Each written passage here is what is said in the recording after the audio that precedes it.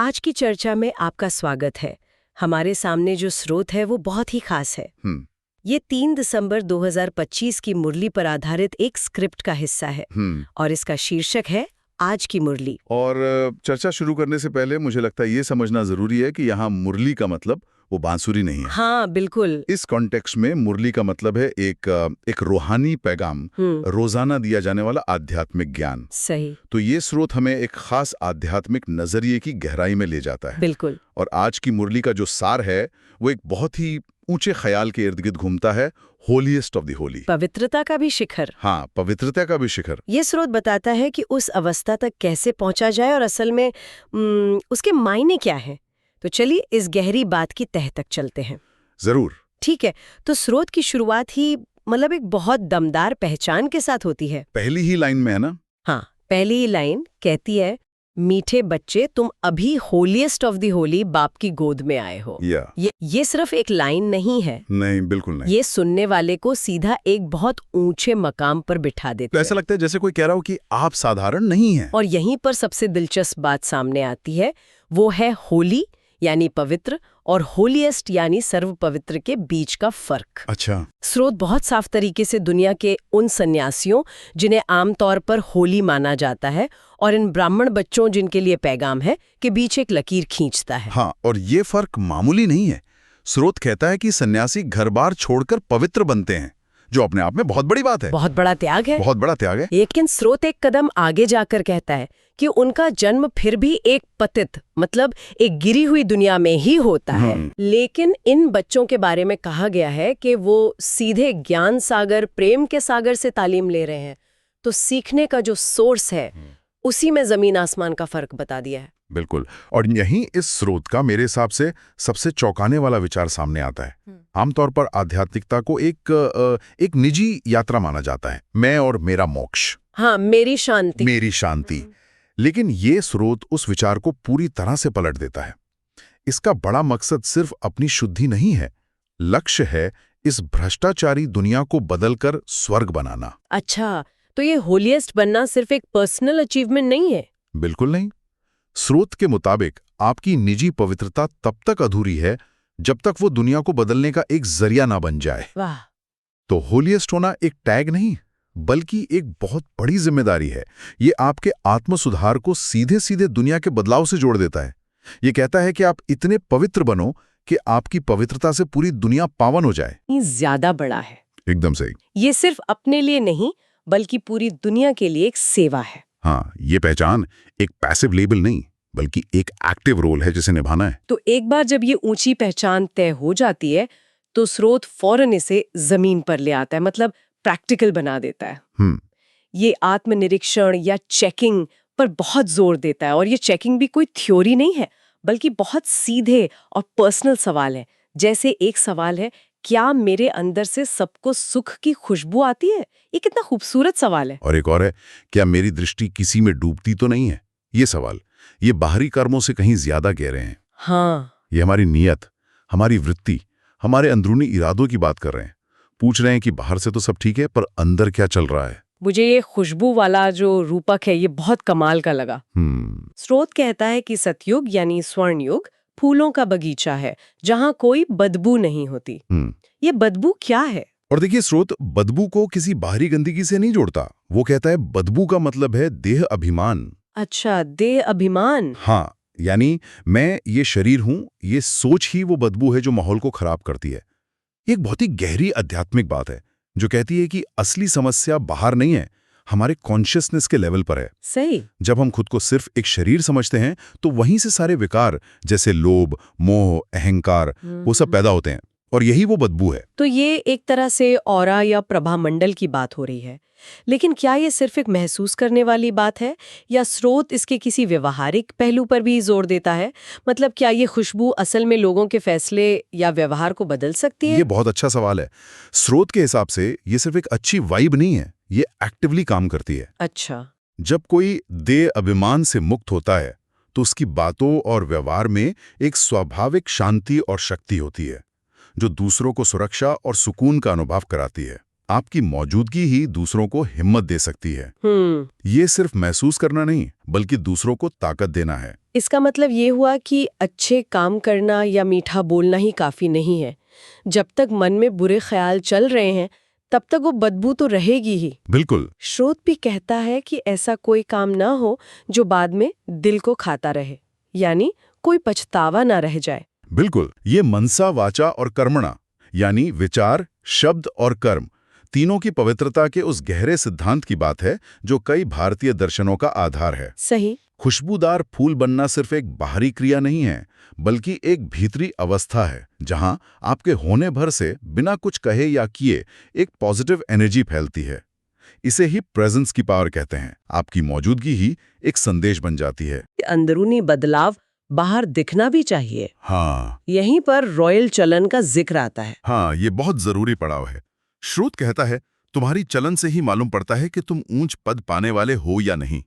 यहाँ चलन का मतलब सिर्फ चलना फिरना नहीं है। नहीं। इसका मतलब है आपका पूरा व्यवहार, आपका तौर तरीका, आपकी बातचीत, सब कुछ। लेकिन यहाँ एक सवाल उठता है, रॉयल या शाही व्यवहार को गलत भी तो समझा जा सकता है।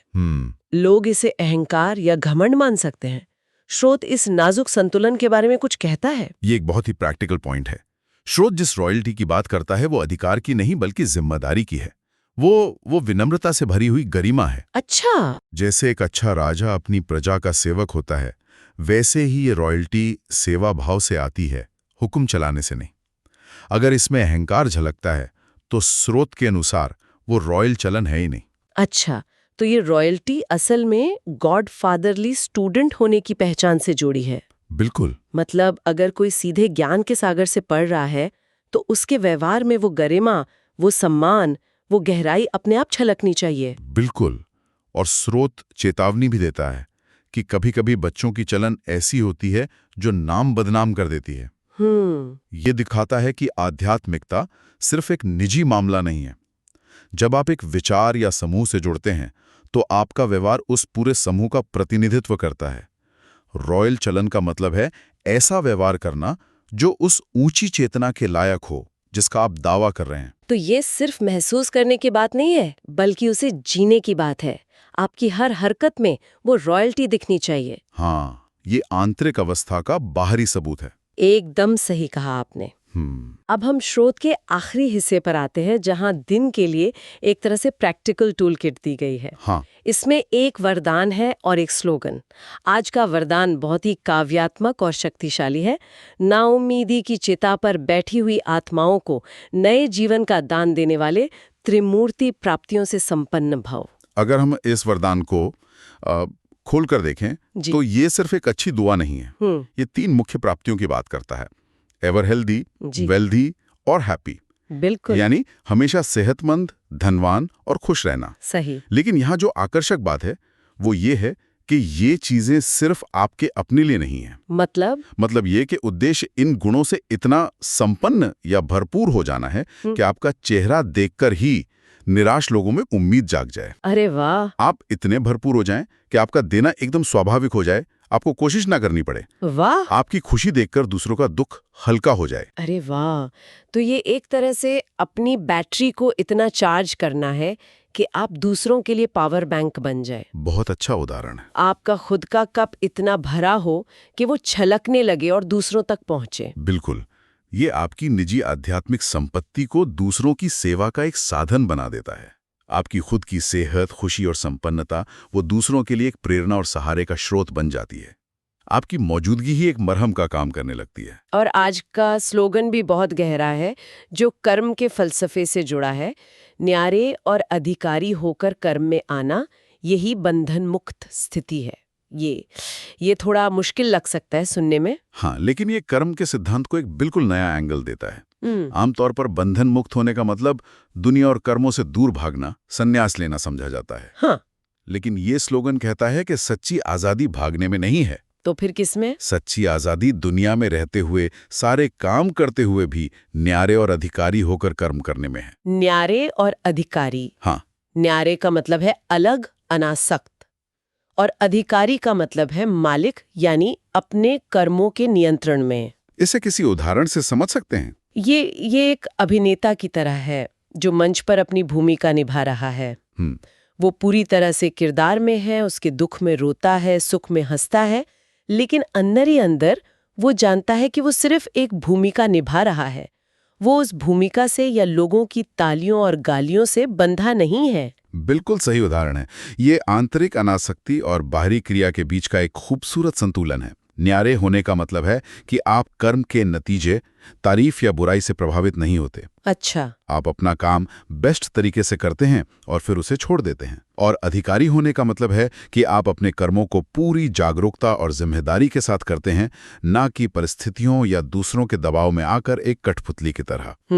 ये कर्मयोग का एक बहुत ही ऊंचा और प्रैक्टिकल रूप है। तो अगर हम इन सभी बातों को एक साथ जोड़कर देखें तो ये स्रोत एक पूरी आध्यात्मिक यात्रा का नक्शा देता है। एक रोड मैप की तरह। हाँ, सबसे पहले अपनी सबसे ऊंची पहचान होलियस्ट को समझना, फिर खुशबूदार फूल की तरह रोज खुद को जांचना, फिर अपने व्यवहार को रॉयल बनाना और आखिर में अपनी सारी शक्तियों को दुनिया की सेवा में लगाना। सही कहा। तो एक तरह से ये स्रोत उस दिन के लिए पूरा गाइड मैप दे देता है। सिर्फ बड़े बड़े विचार नहीं, बल्कि सुबह से रात तक उन्हें कैसे जीना है, इसका एक एक कदम बताता है। हाँ। और ये सब कुछ एक ही बड़े लक्ष्य की ओर ले जाता है, खुद को बदलकर दुनिया को बदलना। और ये स्रोत सुनने वाले के लिए एक बहुत सीधा सवाल छोड़ जाता है। आखिर में पूछा गया है, खुद से पूछो, क्या मैं होलिएस्ट बना हूँ? हाँ। ये कोई फिलॉसफी नहीं, सीधी चेकिंग है। बिल्कुल। ये सवाल हमें वापस पहले बिंदु पर ले आता है, लेकिन अगर हम इस पर और गहराई से सोचें तो ये एक और बड़ा सवाल खड़ा करता है। क्या? अगर ये सच है, जैसा कि स्रोत बताता है, कि किसी की भीतरी स्थिति, उसके विचारों और नजरिए में इतनी ताकत है कि वो दूसरों में उम्मीद जगा सकती है और दुनिया को बदल सकती है, तो फिर अपने मन और अपनी सोच को संभालने की हमारी जिम्मेदारी कितनी बड़ी हो जाती है। बिल्कुल। तब ये सिर्फ हमारे निजी सुख दुख का मामला नहीं रह जाता, ये एक सामाजिक और शायद एक वैश्विक जिम्मेदारी बन जाता है। हमारी हर सोच, हर भावना एक लहर पैदा करती है, जिसका असर कहीं ना कहीं किसी न किसी पर जरूर पड़ता है। तो सवाल सिर्फ ये नहीं है कि क्या मैं होलिएस्ट बना हूं? असली सवाल शायद ये है कि क्या मैं अपनी इस ताकत और जिम्मेदारी को समझ रहा हूं